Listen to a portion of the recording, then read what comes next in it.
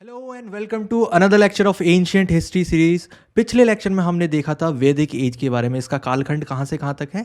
1500 BCE से लेके 600 BCE तक। इसको हमने दो पार्ट में डिवाइड करके पढ़ा था, ऋग वैदिक पीरियड और लेटर वैदिक पीरियड। ऋग वैदिक पीरियड के बारे में हम पढ़ रहे थे जो कि 1500 बीसीई से लेकर 1000 बीसीई तक है, और इसके बारे में हमने पॉलिटिकल स्ट्रक्चर, वहाँ का सोशल स्ट्रक्चर, उस टाइम पे विमेन की कंडीशन कैसी थी, रिलीजन किस तरीके से चल रहा था, टैक्सेशन सिस्टम कैसे था, ये सारी चीज़ें हमने एक एक करके देखी थी। और फिर उसके बाद हम देख रहे थे कुछ ऋग वैदिक टर्म्स जो कि डायरेक्टली पूछे जाते हैं कि इन ऋग वैदिक टर्म्स का मतलब क्या है। तो उसी को कंटिन्यू करते हुए हम कुछ और ऋग वैदिक टर्म्स देखेंगे और उसके बाद हम देखेंगे लेटर वैदिक पीरियड के बारे में। मेरा नाम है शुभम वशिष्ठ और इस लेक्चर की पीडीएफ आपको मिल जाएगी मेरे टेलीग्राम चैनल पर, जिसका लिंक मैं डिस्क्रिप्शन में दे दूंगा। If you are not able to access the link, you can simply text me on this username and I will add you to the channel. So let's begin the journey. Rig वैदिक terms हमें देखने हैं। उसके बाद कुछ और ऋग वैदिक terms जो कि डायरेक्टली पूछे जाते हैं क्वेश्चन पेपर में, वो हैं फाला। कॉम्पिटिटिव एग्जाम में डायरेक्ट पूछे जाते हैं। फाला, लंगाला और सिरा, ये तीनों ही का मतलब होता है प्लाव। ठीक है, प्लाव मतलब हल।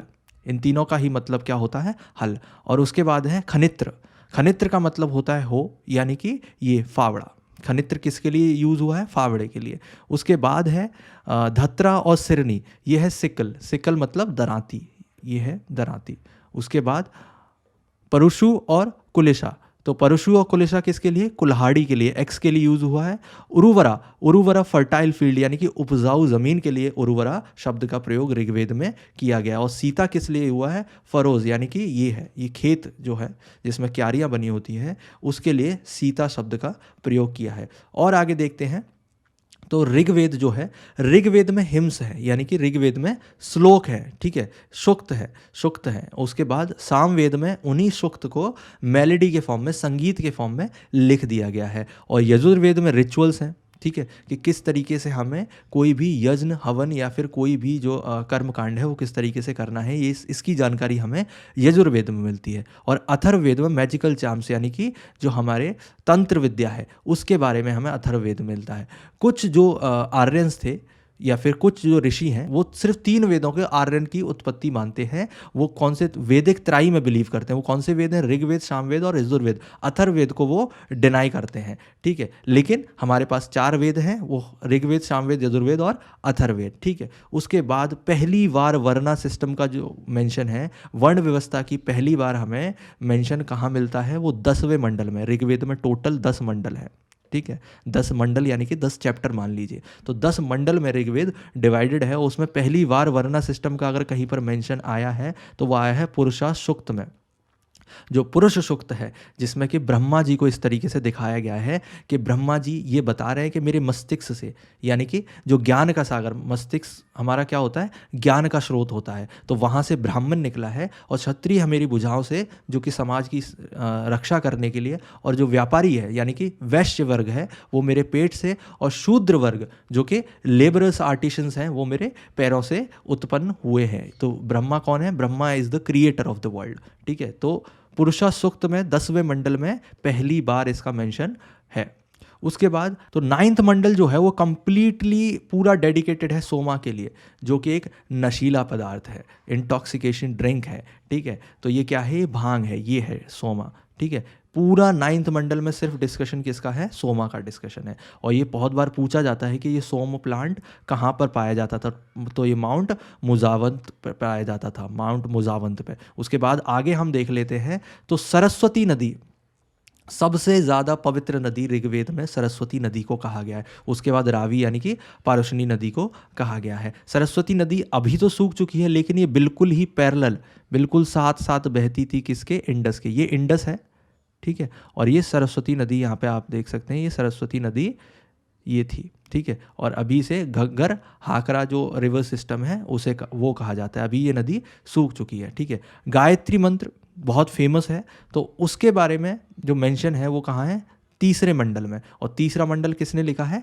ऋषि विश्वामित्र ने। ठीक है, तो गायत्री मंत्र किसने लिखा है? ऋषि विश्वामित्र ने। और ये कहाँ पर है? ये 3रे मंडल में है, ये है गायत्री मंत्र।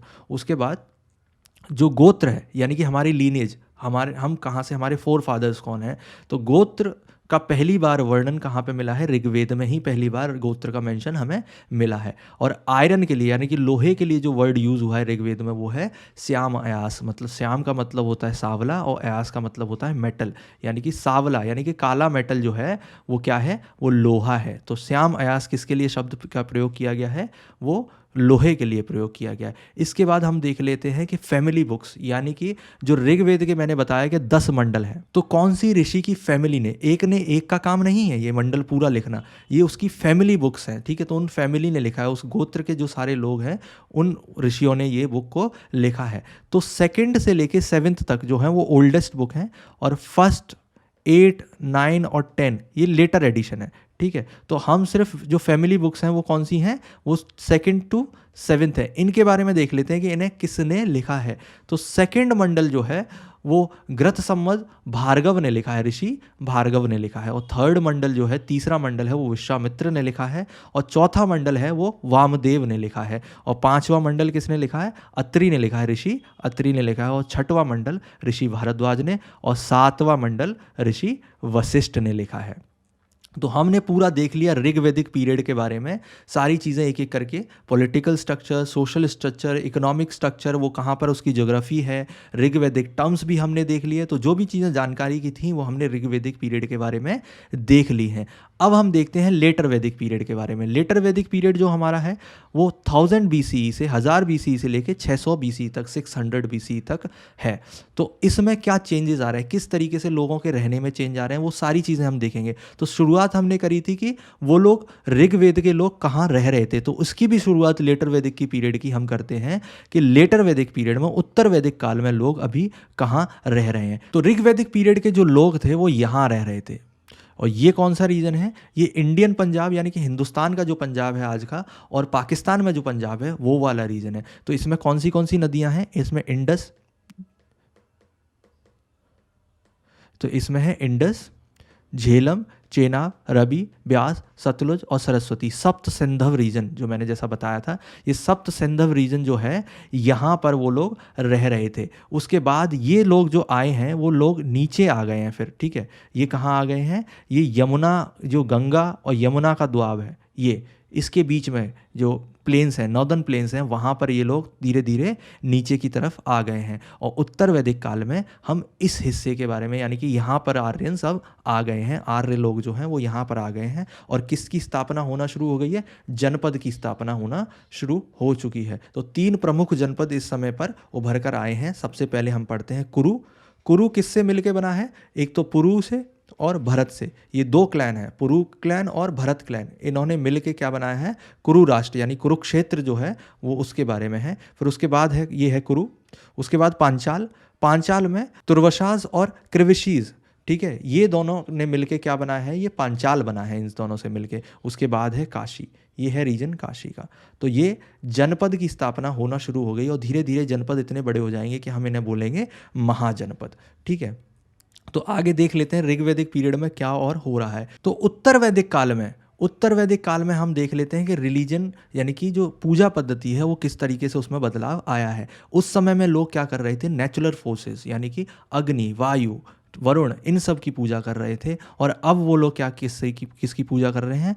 त्रिदेव की पूजा कर रहे हैं, त्रिमूर्ति की पूजा कर रहे हैं। वो कौन है? प्रजापति, यानी कि ब्रह्मा, विष्णु, महेश की पूजा कर रहे हैं। ब्रह्मा, विष्णु और महेश की पूजा कर रहे हैं। ब्रह्मा कौन है? ब्रह्मा इज द क्रिएटर, ये सृष्टि के रचयिता हैं, ठीक है। विष्णु ये प्रिजर्वर हैं, ठीक है, ये पालनहार कहते हैं ना। और उसके बाद रुद्र, जो कि रुद्र हमने पशुपति महादेव पढ़े थे, वो अब क्या है? वो महादेव उनको बोला गया है, उनको महेश बोला गया है, शिवा बोला गया है। और वो क्या है? He is the destroyer. So creator, preserver and destroyer, ये त्रिमूर्ति है, ठीक है। क्रिएटर, प्रिजर्वर और डिस्ट्रॉयर, इनकी अब ज़्यादा पूजा हो रही है उत्तर वैदिक काल में।